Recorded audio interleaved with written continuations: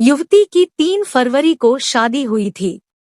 शादी के बाद ससुराल पहुंची नवविवाहिता पत्नी के साथ पति द्वारा सुहागरात में यौनवर्धक गोलियां खाकर संबंध बनाने से पत्नी की हालत बिगड़ गई और वह बुरी तरह से जख्मी हो गई।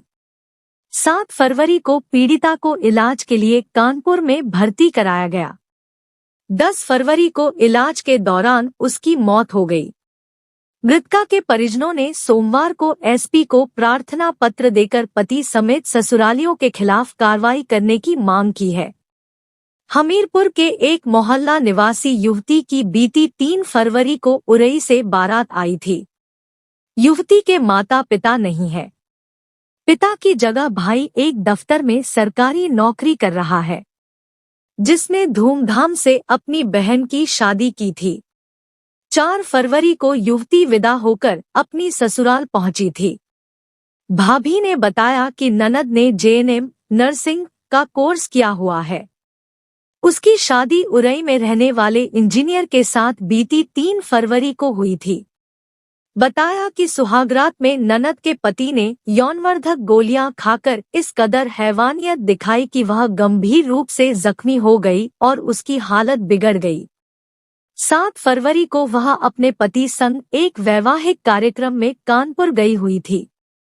तभी ननद की जेठानी का मोबाइल फोन पर कॉल आई, जिन्होंने यह आरोप लगाया कि उन लोगों ने युवती की बीमारी छिपाकर शादी की है। उसे उल्टियां हो रही है और तबीयत खराब है।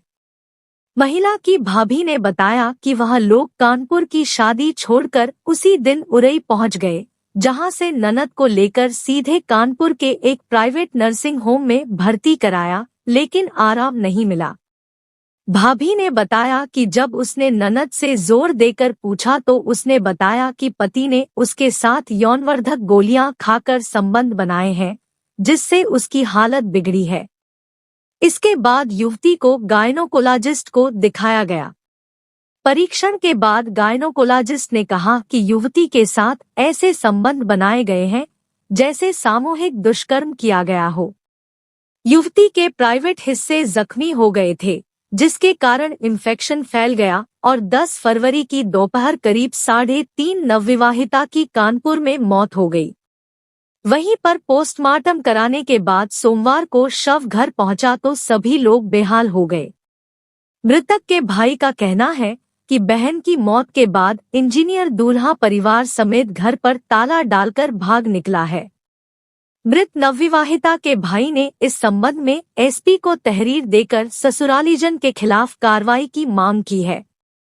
सीओ सदर राजेश कमल ने बताया कि तहरीर के आधार पर मामला दर्ज कर कार्रवाई की जाएगी।